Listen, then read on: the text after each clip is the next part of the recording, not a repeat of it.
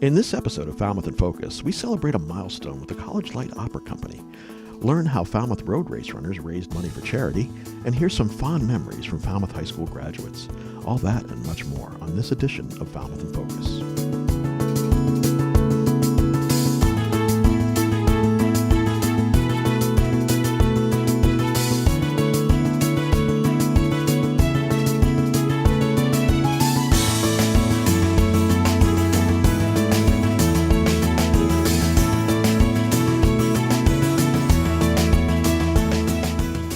Hello and welcome to Falmouth in Focus, FCTV's current affairs program.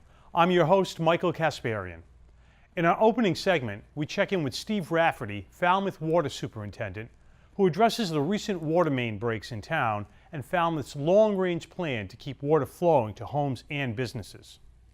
I'm Steve Rafferty, and I'm the town of Falmouth's Water Superintendent.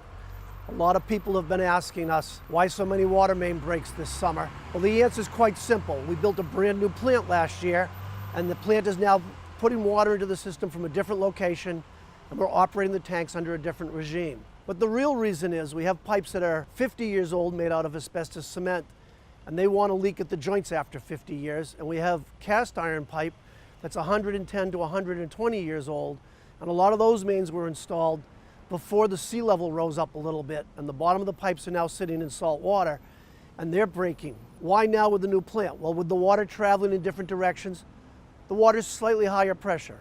If it's 65 pounds in the past, it might be 68 or 69 pounds now. If it was 54 pounds in the past, it might be 65 pounds now.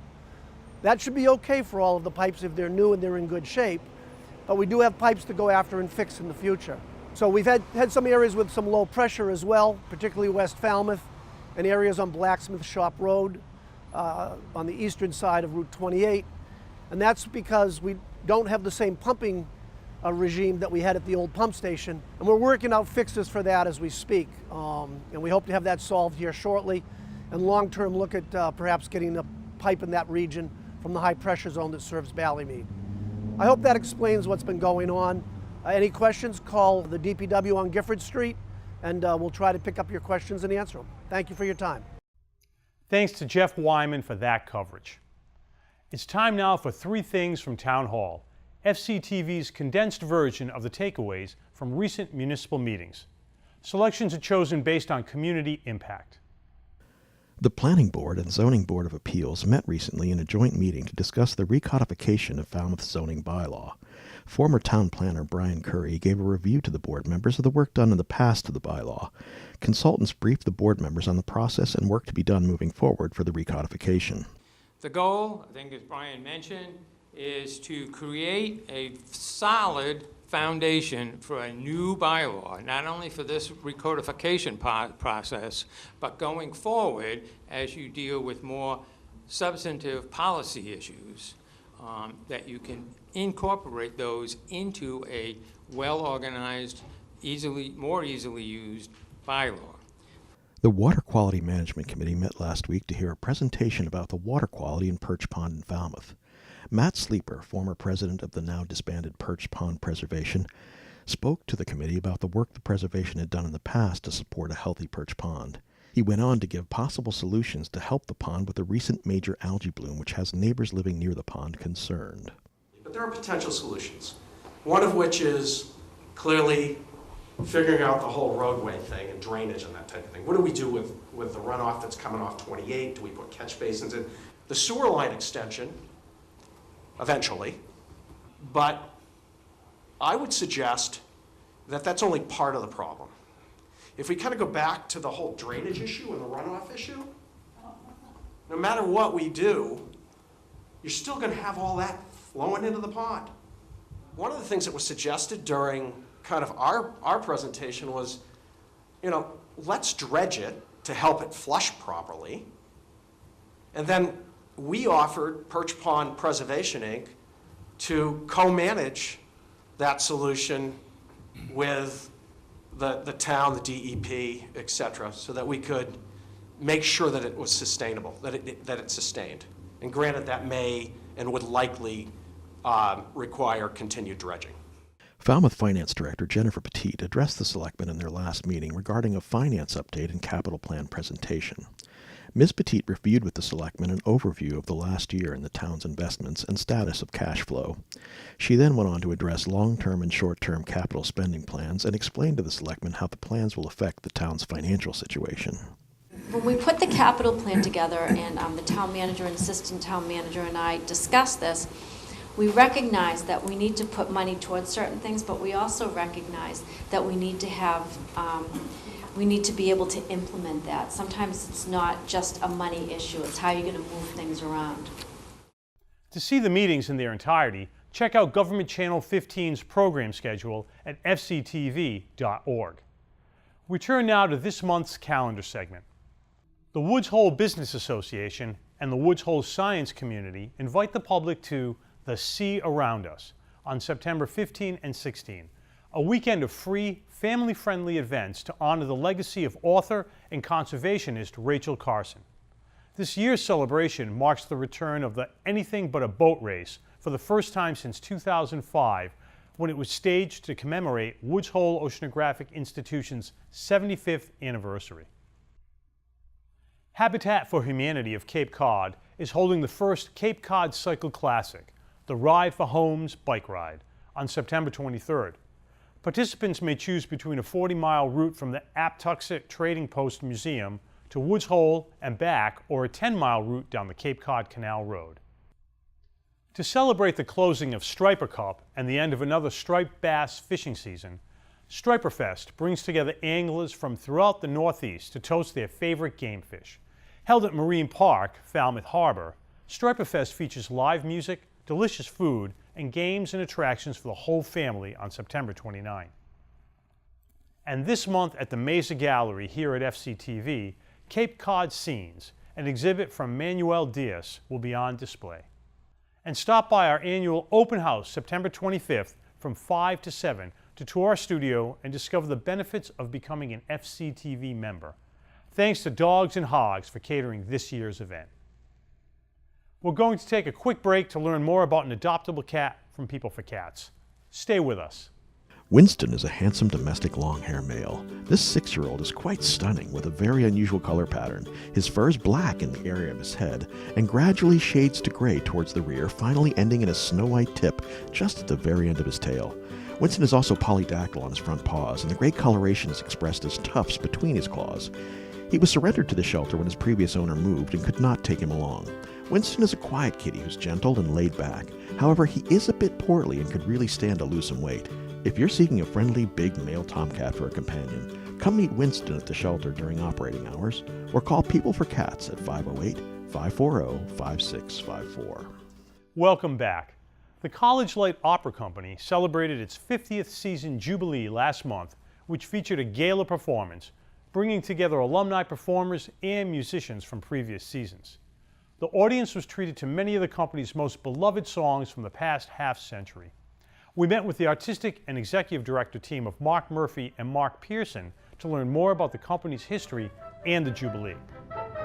College Light Opera Company was founded in 1969 by a couple of like-minded young people who had been members of the Oberlin, Gilbert and Sullivan Singers, a group which performed here at the Highfield Theater for several years, doing mostly Gilbert and Sullivan, but also other light opera pieces.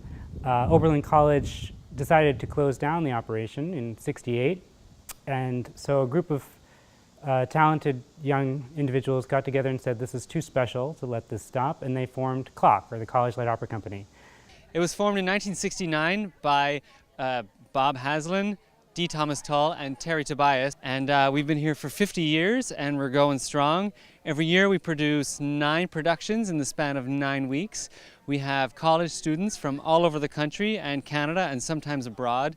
And we've had, over the years, about 3,500 students come through the program, many of whom have gone on to very successful careers, either in the performing arts or also in education, as well as in other nonprofits. John Lee Beatty, who's an award-winning scenic designer, was one of our earliest alums, and there's been a lot of others since then who've come through our doors and gone on to do really exciting stuff.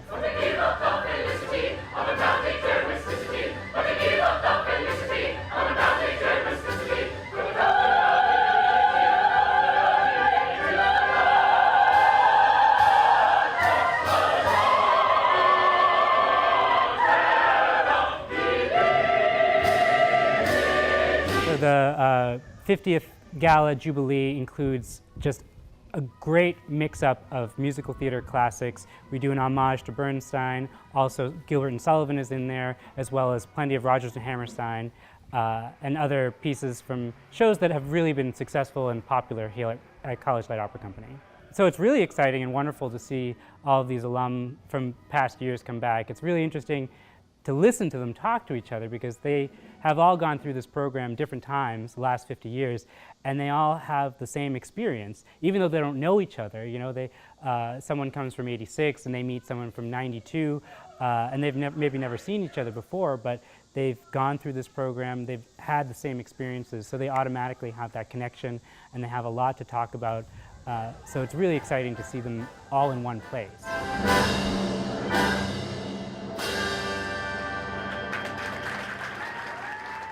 The College Light Opera Company is already planning their 51st season at the historic Highfield Theater for late June of 2019.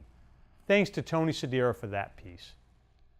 The biggest event on Falmouth's summer calendar is the New Balance Falmouth Road Race. Of the thousands of runners from around the world who participate in the race, many run to support causes that are dear to them. To assist in their fundraising efforts, the road race offers their Numbers for Nonprofits program, and we spoke with some of the participants before the race. We're running for NF Northeast today.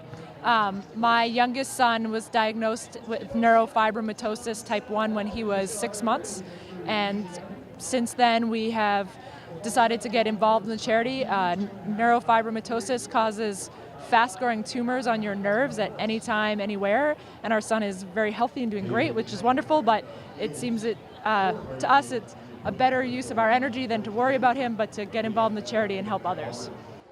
So I'm running for the Buzzards Bay Coalition.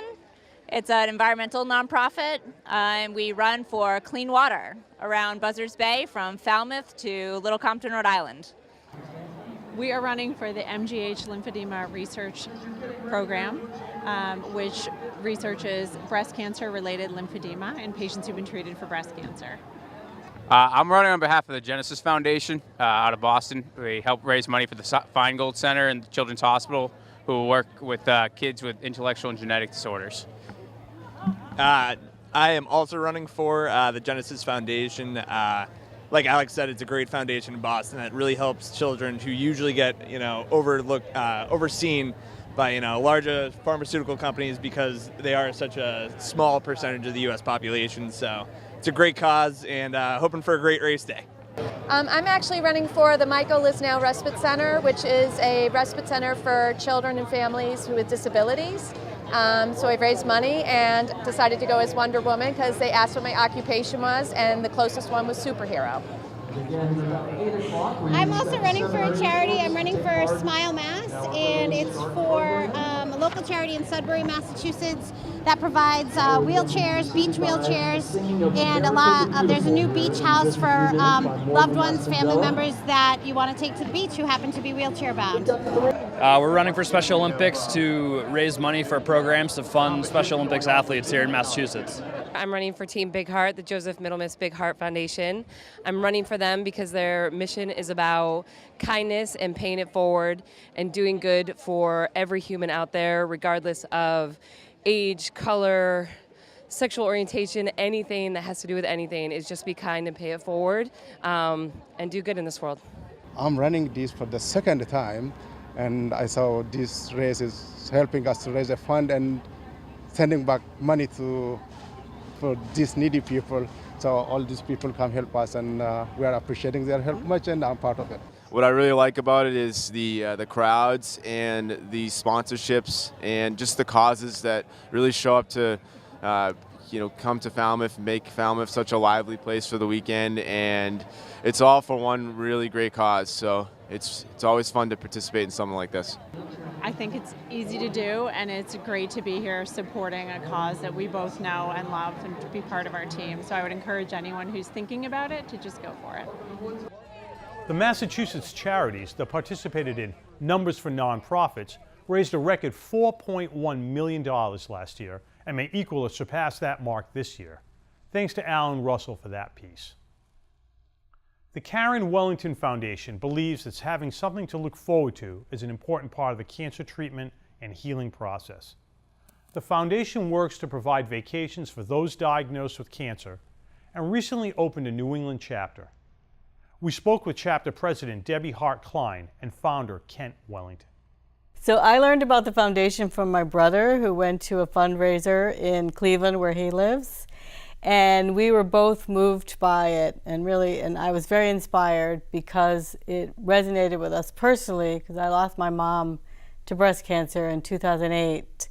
And when she was going through her treatment and the whole experience, she really wanted to live life to the fullest and did not want to live as a cancer patient from one treatment to the next. So we went on numerous family trips, outings, family reunion. You know, she and I went to Santa Fe, she and my sister went to Ireland, and it meant so much to her to continue living that way, and it meant so much to us then and now, those memories. And so when I learned Karen's story and the foundation's story, it moved me, and so decided to start this local chapter. So because we're new in the New England region, we're sort of just gearing up, and we had an introductory event here in Falmouth at the home of Karen and John Burton, who are longtime friends of mine, who generously offered to host. And we had it was a great crowd that came, and from that we have 3 donations of homes in Falmouth, which is great. And one has already been used. A recipient was there a few weeks ago at someone's guest house, and the homeowner was incredibly gracious. And because it's a guest house, they were there as well. They took the recipient and her family sailing. It was just a great experience, I think, for both the donor and the visitor. What makes us unique is, we reach out to people who have vacation homes that they don't use 52 weeks a year, and they're willing to give us a week a year. From the donor standpoint, they just fill out a form that describes their vacation home. We reach out to them to see if it's available when someone might need it. We pay for cleaning when it's done. We leave it in as good a shape as it was in when they gave it to us. And we tell them your vacation home will never be happier.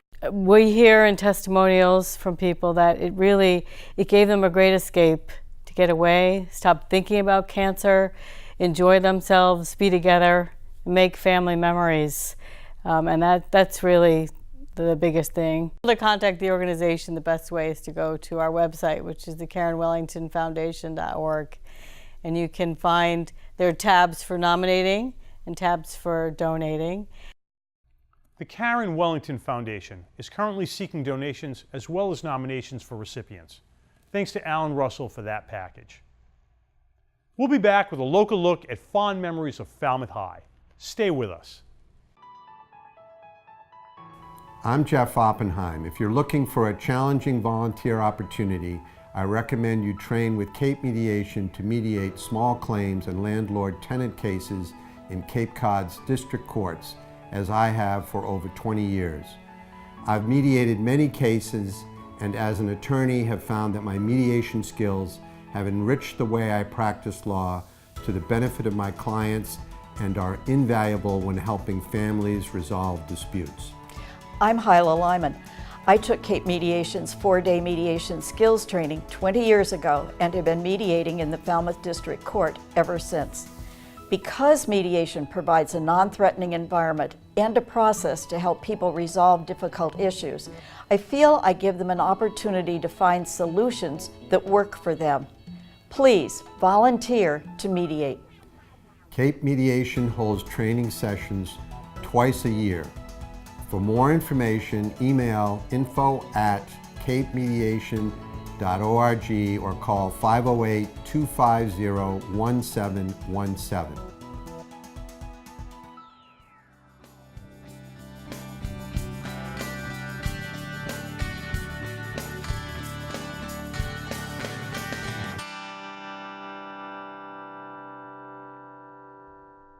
And we're back to celebrate back to school season with a collection of fond memories created by various Falmouth High School alumni, including a New England Patriots cheerleader and an Emmy-winning sports producer currently with the NHL Network. All of them took the time to share their thoughts with us about the Clipper experience. The Falmouth Public Schools invested in me by providing me with the opportunities and support necessary to discover my potential as a leader, though with that came the learning experience that I'll remember most, even if it wasn't academic. As class president, I had to be reassured by some very special Falmouth High School faculty members that it's okay to not please people 100% of the time, it's okay to say no, and it's okay to make mistakes. Although it was hard for me to hear these lessons at the time, it was definitely important that I heard them, and I'm very glad I had Falmouth High School faculty members there to help me understand these, because they will continue to benefit me as I go through my life and start a professional career. I want to give a shout out to all of the teachers at T-Ticket School. Go T-Ticket Tigers. If it wasn't for the self-confidence that they instilled in me and helped me with persistence and never giving up when I was frustrated with a project or anything like that, I probably wouldn't be where I am today. It has helped me become a New England Patriot cheerleader and Miss New Hampshire USA 2016. I would say that my favorite teacher was definitely Mr. Burgess, grade 6. He was the most incredible role model of how an adult can truly connect to students and know them as real human beings and figure out their fears and their passions. And I like to think that I took a part of that into who I am now as an adult and how I interact with students. So I would definitely like to thank Mr. Burgess for being an incredible role model. Hi, my name is Richard Rogers, class of 1997, Falmouth Public Schools for life. Teachers, welcome back. Take care of those kids. Go Clippers!